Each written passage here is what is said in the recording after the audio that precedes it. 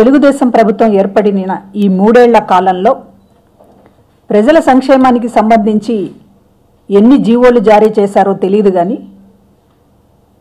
ప్రజల కష్టాలు కన్నీళ్ళని తుడిచేటటువంటి కనీస ప్రయత్నం జరగడం లేదనేటటువంటిది మాత్రం వాస్తవం. అదే సందర్భంలో ప్రజా సంక్షేమానికి సంబంధించినటువంటి జీవోలలోనేమో అనేక కోతలు పెడుతూ ఉన్నారు, మనసు రావడం లేదు ప్రజలకు చేయడానికి. కానీ ఈ 3 ఏళ్ల కాలంలో 132 జీవోలు మాత్రం చాలా విచిత్రంగా ఇచ్చారండి. ఈ 132 జీవోలు కూడా తెలుగుదేశం పార్టీకి సంబంధించినటువంటి మంత్రులు, వారికి సంబంధించినటువంటి ఎమ్మెల్యేలు, ఎమ్మెల్సీలు, మాజీ ఎమ్మెల్యేలు, ఇతర నాయకులకు సంబంధించినటువంటి వారి మీద ఉన్నటువంటి కేసులన్నింటినీ కూడా ఎత్తివేస్తూ 132 జీవోలు ఈ ప్రభుత్వం ఈ 3 ఏళ్లలో ఇచ్చింది. ఎంత అరాచక పాలన అనేటటువంటి జరుగుతుందనడానికి ఇదొక ఉదాహరణ మాత్రమే. కేసులు అనేటటువంటివి సాధారణంగా శాంతి భద్రతలకు విఘాతం కలుగుతున్నప్పుడు, అదేవిధంగా ఇంకా అనేక రకాలైనటువంటి క్రైములకు సంబంధించి పెట్టినటువంటి కేసులు, ఇందులో మర్డర్ కేసులు కూడా ఉన్నాయి. మర్డర్ కేసుల దగ్గర నుంచి, ప్రభుత్వ ఆస్తుల విధ్వంసానికి సంబంధించిన కేసుల దగ్గర నుంచి, మహిళలపై దాడులు చేసినటువంటి కేసుల దగ్గర నుంచి, పోలింగ్ని ఆపినటువంటి కేసుల దగ్గర నుంచి ప్రతి కేసుని కూడా ఈ 132 జీవోల ద్వారా తెలుగుదేశం పార్టీ ఎత్తేశారు. అంటే తమ పార్టీలో ఉంటే నో కేసు, తెలుగుదేశం పార్టీ నాయకుడు అనేటటువంటి ముద్ర ఉంటే నేరస్తుడైనా కేసు ఉండదు. ఇది ఈ రోజున చంద్రబాబు గారు చెప్తున్నటువంటి కొత్త ఫిలాసఫీ.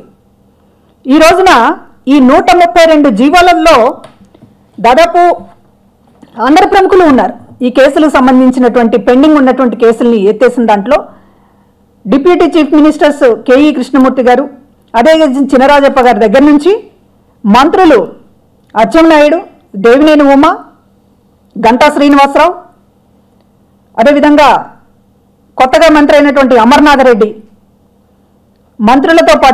ఈ మంత్రులతో పాటుగా మాజీ ఎమ్మెల్యేలు గొల్లపల్లి సూర్యారావు, అదేవిధంగా శాసనసభ స్పీకర్ కోడెల శివప్రసాదరావు, నక్కా ఆనందబాబు, నందమూరి బాలకృష్ణ గారు, చంద్రబాబు గారి వియ్యంకుడు ఎమ్మెల్యే, అదేవిధంగా యలమంచిలి రాజేంద్ర ప్రసాద్ గారు MLC, Padala Aruna ex MLA, Booragadda Vedavyasu ex MLA, Mettu Govindareddy ex MLA.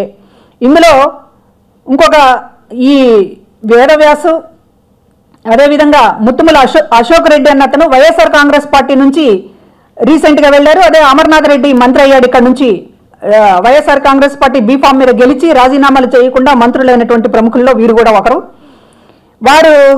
వారి మీద ఉన్నటువంటి కేసులను కూడా చాలా దయతో ఎత్తేసినటువంటి పరిస్థితి ఉంది. అంటే అపోజిషన్లో ఉంటే, జగన్మోహన్ రెడ్డితో ఉంటే, ప్రతిపక్షంలో ఉంటే మీ మీద కేసులు ఇష్టం వచ్చినట్టు బనాయిస్తాం. భూమానాగిరెడ్డి గారి విషయంలో కూడా జరిగిందేంటి? ఎస్సీ ఎస్టీ కేసులు పెట్టారు వైఎస్ఆర్ కాంగ్రెస్ పార్టీలో ఉన్నంతకాలం. రౌడీ అన్నారు అసెంబ్లీలో. భూమానాగిరెడ్డిని రౌడీ అని చెప్పి మాట్లాడినటువంటి తెలుగుదేశం పార్టీ నాయకులు కండువా కప్పిన తర్వాత, పార్టీలోకి మారిన తర్వాత, తెలుగుదేశం పార్టీ తీర్థం పుచ్చుకున్న తర్వాత మొత్తం కేసులు ఎత్తేసేటటువంటి కార్యక్రమం. ఈ రోజున ఇందులో మర్డర్ కేసుల దగ్గర నుంచి, అచ్చెన్నాయుడు అయితే ఒక మహిళపైన దాడి చేసినటువంటి కేసు, అదేవిధంగా కోడెల శివప్రసాదరావు గారు ఏకంగా పోలీసులపైనే దాడి చేసినటువంటి కేసు, గంటా శ్రీనివాసరావు గారి మీద ప్రభుత్వ ఆస్తులను ధ్వంసం చేసినటువంటి కేసు, దేవినేని ఉమా మీద పోలింగ్ను ఆపేసినటువంటి కేసు. ఇంత అంటే కేసులు అనేటటువంటి దాన్ని రాజీ చేయడానికైనా ఎత్తేయడానికైనా ఒక అర్థం ఉంటుంది. మీరు పోలీసులు ఒక కేసు పెట్టారు అంటే ఒక ఐపీసీ సిఆర్పిసి ప్రకారం, ఒక కొన్ని సెక్షన్స్ ప్రకారం వీళ్ళు నేరం చేశారు, ఫలానా నేరం చేశారనేటటువంటిది ఎఫ్ఐఆర్ పెట్టి కేసు పెట్టిన తర్వాత, అది కోర్టులోకి విచారణ వచ్చిన తర్వాత కోర్టులో నిరూపణ కాకపోతే కేసు ఎలాగో కొట్టేస్తారు. కానీ కోర్టు కూడా వెళ్లకుండానే ప్రభుత్వం మాది కనుక, మా ఎమ్మెల్యేలు కనుక, మా మంత్రులు కనుక, మా ఉప ముఖ్యమంత్రులు కనుక, మా ఎమ్మెల్యేలు, మా ఎమ్మెల్సీలు కనుక వాళ్ళు ఏ నేరం చేసినా మేము సర్టిఫికెట్ ఇచ్చేస్తామనేటటువంటిది ఇది ఏ మాఫీల రాజ్యం అని అడుగుతున్నాం. కేసుల మాఫీ, రుణమాఫీ అనేటటువంటిది ఎత్తిపోయింది.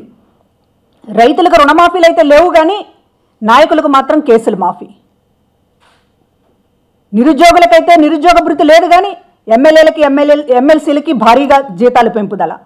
ఇది ఈ పాలన తీరు. ఈ రోజున ఒక క్రైమ్కి సంబంధించినటువంటి దాంట్లో కూడా ఇవాళ దేశవ్యాప్తంగానే ఒక సర్వే ఏం చెప్పింది, అసలు మంత్రి క్యాబినెట్లో ఉన్నటువంటిది ఒక నేర చరిత్ర కలిగినటువంటి మంత్రులు అనేటటువంటిది దేశవ్యాప్తంగా 4 ఉన్నారు క్యాబినెట్లో. అందులో 2 ఏపీలోనే ఉన్నారు. నేరాలలో ఇవాళ ఫస్ట్ ప్లేస్లో మన స్టేట్ అనేటటువంటిది ఉంది, అవినీతిలో ఫస్ట్ ప్లేస్లో పోటీ పడుతూ ఉంది. ఇవన్నీ ఇట్లా ఉన్నప్పుడు మీరు ఒక పక్కనేమో కేసులన్నీ ఎత్తేస్తున్నారు, మరో పక్కన మీ వాళ్ళు ఇష్టారాజ్యంగా వనజాక్షి మీద దాడి చేస్తే చంద్రబాబు గారు తన ఛాంబర్కు పిలిపించుకొని సెటిల్మెంట్ చేసి పడేశారు. అంటే ఒక ప్రభుత్వ అధికారి మీద దాడి చేస్తే అదొక నేరం. ఆ నేరానికి సంబంధించినటువంటి దాని మీద ఆ తర్వాత వాళ్ళు కోర్టులో సాక్ష్యం చెప్తారా లేదా అనేటటువంటిది తర్వాత విషయం. కానీ మీరు నేరాన్ని నమోదు కాకుండానే మాఫీ చేసేటటువంటి ప్రయత్నం చేస్తున్నారు. అది పెద్ద నేరం. ఇక్కడ చంద్రబాబు గారు పాల్పడుతున్నటువంటి నేరాల చిట్టా అనేటటువంటిది ఆయన స్వయంగా ఓటుకు కోట్లు కేసులో ఇరుక్కున్నారు. ఎమ్మెల్యేలకి ఎమ్మెల్సీలకి లంచాలు ఆఫర్ చేస్తూ, కోట్ల రూపాయలు లంచాలు ఆఫర్ చేస్తూ రెడ్ హ్యాండెడ్గా పట్టుబడి కూడా ఈ రోజున దాన్ని తప్పించుకోవడం కోసం మొత్తం ప్రత్యేక హోదా అనేటటువంటి దాన్ని తాకట్టు పెట్టారు. మీరు కేంద్రం దగ్గర సాగిల పడిపోయి నా కేసు సంగతి చూడండి, నా కేసులో నాకేమీ కాకుండా చూడండి, ఏపీని మీరు ముంచేసినా పర్వాలేదు అనేటటువంటిది హ్యాండ్స్ అప్ అని చేతులు ఎత్తేశారు.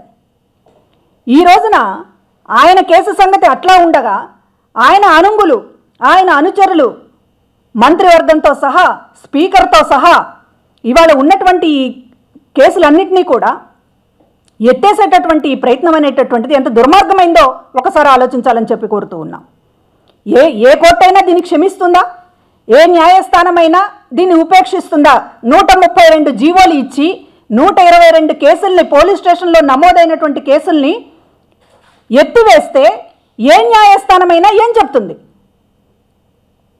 ఇది రికార్డు. ఇది దేశంలో ఇంతవరకు ఎప్పుడు కూడా ఈ స్థాయిలో కేసులు ఎత్తేసినటువంటి ప్రభుత్వం ఏది ఉండదు. చంద్రబాబు నాయుడు గారికి ఒక లెక్కలేనితనం అనేటటువంటిది. మా వాళ్ళైతే చాలు, ఏ నేరాలు చేసినా పర్వాలేదు. సీనియర్ ఐపీఎస్ ఆఫీసర్ బాలసుబ్రహ్మణ్యం గారిని నడి రోడ్డు మీద 2 గంటల పాటు నిలబెట్టి దుర్భాషలాడినా కూడా కేసులు ఉండదు. సారీ అని ఒక మాట 2 మాటలు చెప్పేస్తే కేసులు ఉండవు.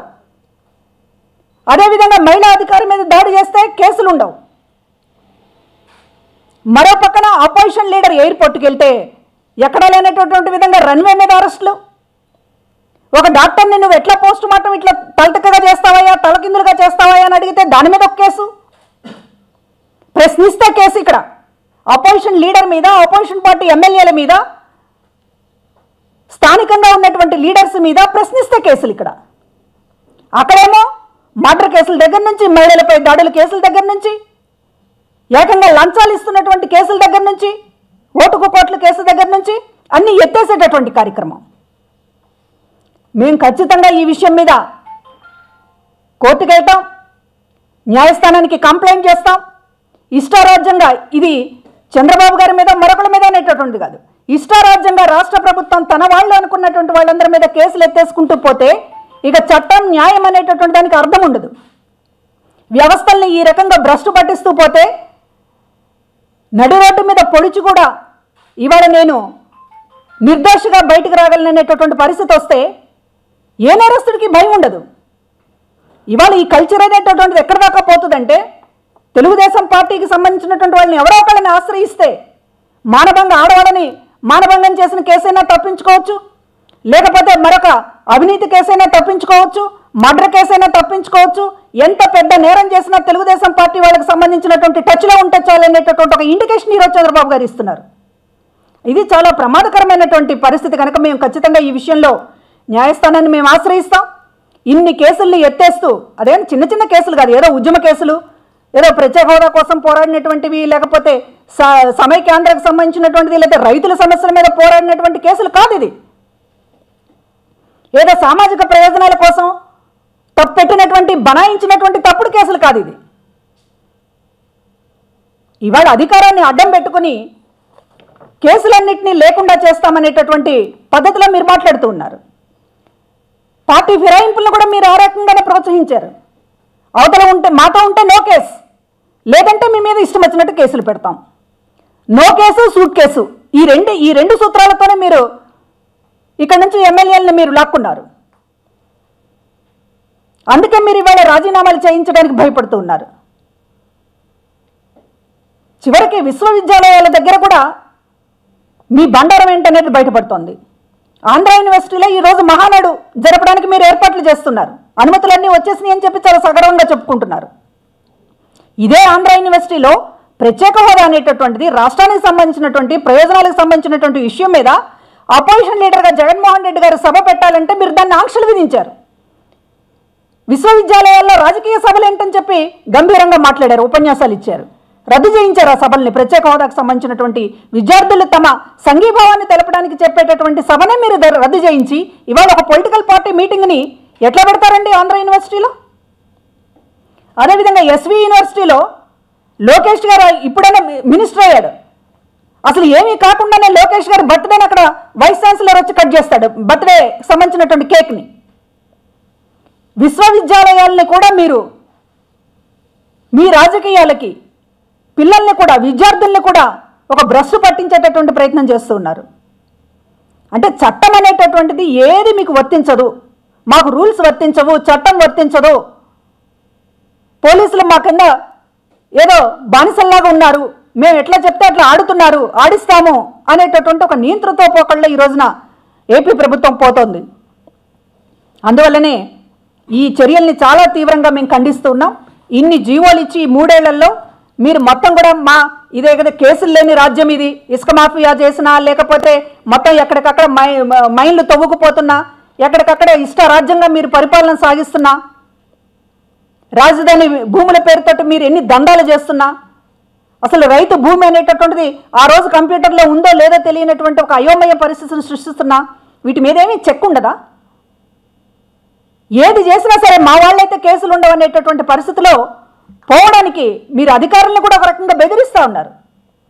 ఒక సీనియర్ ఐపీఎస్ ఆఫీసర్ని సెక్రటేరియట్ సమీపంలో ఒక బాలసుబ్రహ్మణ్యం అనేటువంటి ఆఫీసర్ని మీరు రోడ్డు మీద నిలబెట్టారంటే మీకు ఎంత ధైర్యం అండి? చట్టము లేకపోతే ఇవన్నీ కూడా మాకు వర్తించవనేటటువంటి ఒక ఇది కదా, మీకు అహంకారం కదా ఇది?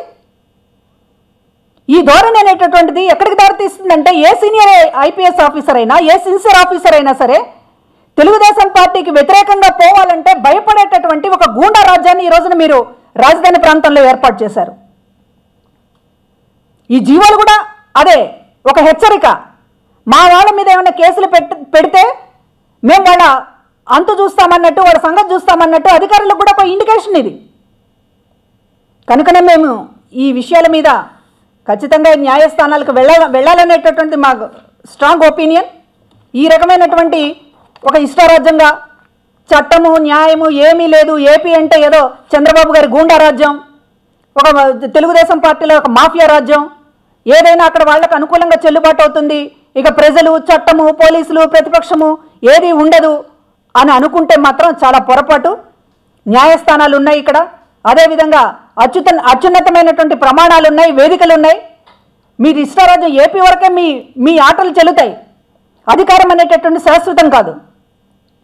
కనుక ఈ విషయాలను గుర్తుపెట్టుకొని చట్టాన్ని న్యాయాన్ని గౌరవించాలని చెప్పి మేము కోరుతూ ఉన్నాం. ఈ రకమైనటువంటి దేశంలో ఎప్పుడూ లేనటువంటి విధంగా ఇన్ని జీవోలు ఇచ్చి కేసులు మాఫీ చేయడం అనేటటువంటి దాని ద్వారా చంద్రబాబు గారు భ్రష్టు పట్టిపోయారు అనేటటువంటిది చాలా తేటతెల్లంగా తెలుస్తోంది.